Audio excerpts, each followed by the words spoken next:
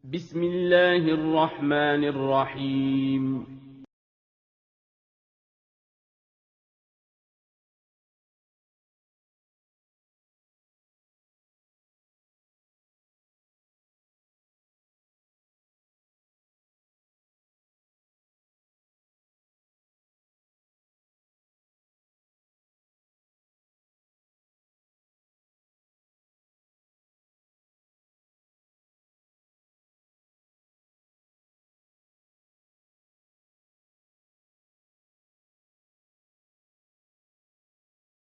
Bismillahirrahmanirrahim. Assalamualaikum warahmatullahi wabarakatuh. Alhamdulillahi wassalatu wassalamu ala rasulillah wa ala alihi wa sahbihi ajma'in, amma ba'd.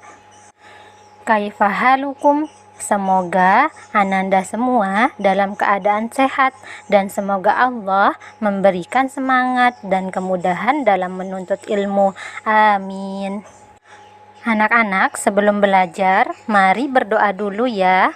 Allahumma inni as'aluka ilman nafi'an wa rizqan thayyiban wa amalan mutaqabbalan. Baiklah anak-anakku yang sholih, alhamdulillah kita berjumpa kembali di pembelajaran tematik.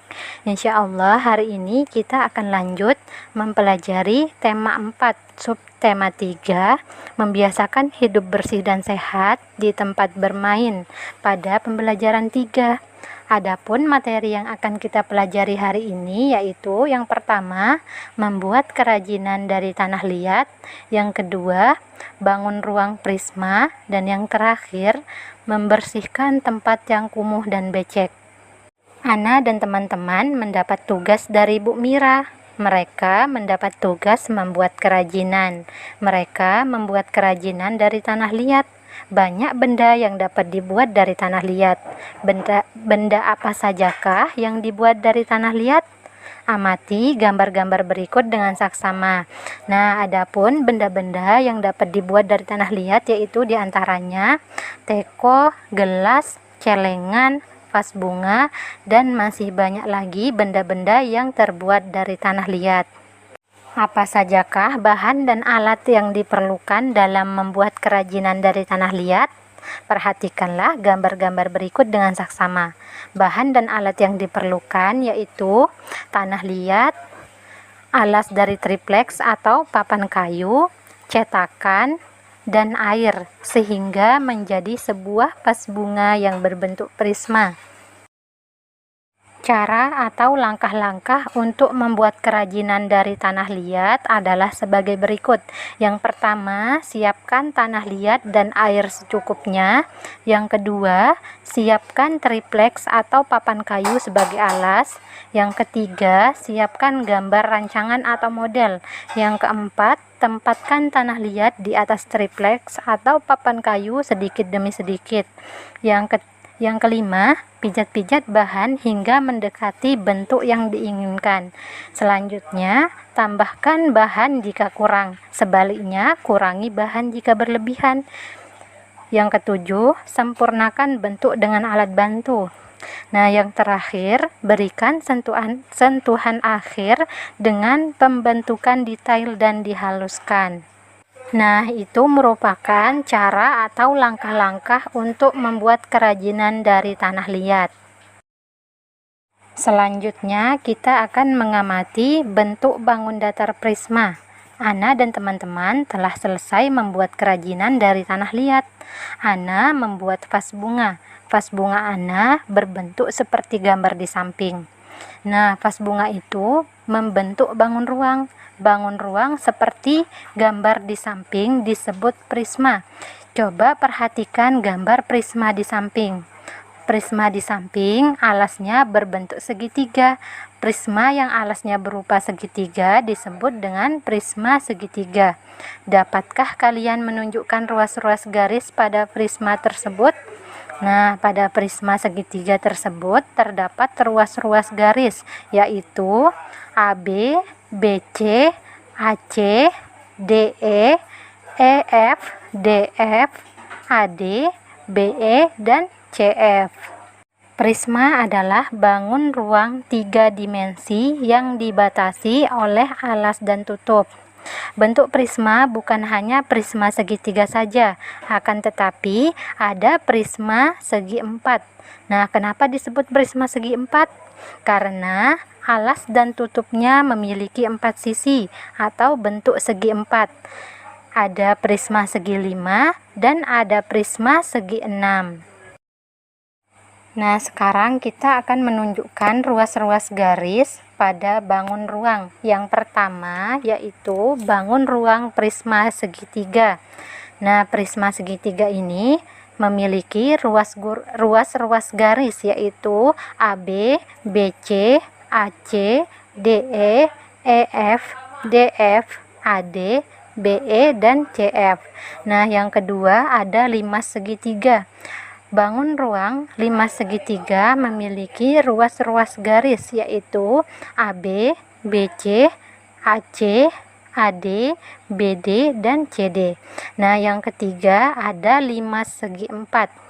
Nah, bangun ruang 5 segi 4 terdapat ruas-ruas garis yaitu AB, BC, CD, AD, AE, BE, CE, dan DE. Nah, yang keempat ada 5 segi 5. Nah, bangun ruang ini memiliki 10 ruas garis. Ruas-ruas garis 5 segitiga yaitu AB, BC, CD, DE, AE, AF, BF, CF, DF, dan EF. Nah, yang terakhir ada prisma segi 5. Prisma segi 5 memiliki 15 ruas garis. Ruas-ruas garis tersebut yaitu AB, BC, CD, DE, AE, EF, FG, GH, HI, EI, AF, BG, CH, DI, dan EJ. Nah, itu tadi merupakan ruas-ruas garis pada bangun ruang. Ana dan teman-teman membuat kerajinan dari tanah liat. Mereka telah membuat lingkungan menjadi kotor. Setelah membuat kerajinan, mereka segera membersihkan lingkungan. Simaklah teks percakapan berikut. Teman-teman, tempat ini menjadi becek, kumuh, dan banyak bercak-bercak tanah. Kita harus membersihkan tempat ini kembali, kata Ana. Betul, Ana, tempat ini menjadi berantakan. Kita harus merapikannya kembali, kata Wayan. Kita harus bekerja sama untuk membersihkan dan merapikan tempat ini, ajak Ana. Marilah kita lakukan segera, ajak Ahmad. Nah, selanjutnya kita akan menjawab pertanyaan-pertanyaan berikut sesuai dengan isi teks percakapan. Yang pertama, apakah isi percakapan Ana dan teman-teman? Nah, isi percakapannya yaitu bekerja sama membersihkan tempat bermain yang kumuh dan becek. Yang kedua, tempat yang digunakan untuk membuat kerajinan menjadi kotor. Apakah yang mereka lakukan saat melihat tempat kotor? Nah, kira-kira apa ya anak-anak? Nah, mereka bekerja sama untuk membersihkan dan merapikan tempat tersebut kembali. Yang ketiga, seandainya kalian menjadi salah satu teman Ana, apakah yang akan kalian lakukan saat melihat tempat membuat kerajinan menjadi kotor? Nah, kalian akan ikut serta membersihkan tempat untuk membuat kerajinan. Yang keempat, apakah kalian setuju dengan sikap Ana dan teman-teman? Sangat setuju, karena Ana mengajak semua teman-temannya untuk membersihkan tempat untuk membuat kerajinan. Nah, yang terakhir, apakah yang akan terjadi jika tempat untuk membuat kerajinan dibiarkan kotor? Nah, jika tempat untuk membuat kerajinan dibiarkan kotor, maka tempat tersebut akan kumuh, sampah berserakan yang akan menimbulkan bau tidak sedap dan menjadi sumber penyakit. Kita harus membersihkan tempat yang kumuh dan becek. Tempat kumuh membuat lingkungan bau. Bau tidak sedap membuat tidak nyaman. Bau tidak sedap merupakan tanda bahwa udara tercemar. Udara tercemar bisa menimbulkan penyakit. Bagaimana dengan tempat yang becek?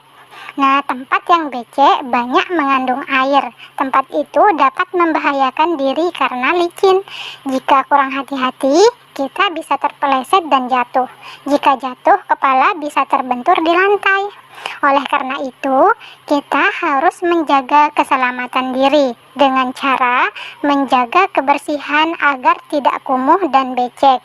Jadi, ketika kalian sedang membuat kerajinan di sekolah, di rumah, atau dimanapun, kalian harus tetap menjaga kebersihan dengan merapikan dan membersihkan kembali peralatan yang sudah kalian gunakan. Sekian materi untuk hari ini. Afwan atas segala kekurangan dalam menyampaikan materi.